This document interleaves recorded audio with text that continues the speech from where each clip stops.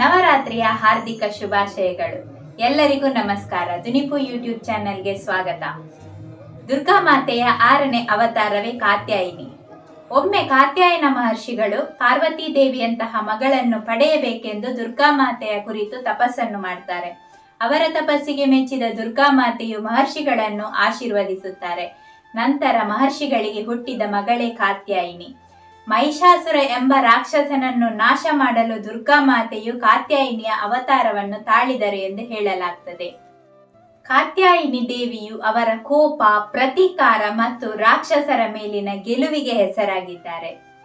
ದೇವಿಯು ಸಂತೋಷಪಟ್ಟರೆ ಭಕ್ತರು ಪರಿಶುದ್ಧವಾದ ಹೃದಯದಿಂದ ದೇವಿಯನ್ನು ಪೂಜಿಸಿದರೆ ಭಕ್ತರ ಇಷ್ಟಾರ್ಥಗಳನ್ನು ದೇವಿಯು ನೆರವೇರಿಸುತ್ತಾಳೆ. ಮತ್ತೆ ಮುಂದಿನ ಭಾಗದಲ್ಲಿ ಸಿಗೋಣ. ನಾನು ಜ್ಯೋತಿ ಎಡಪದವ್. ನಮಸ್ಕಾರ.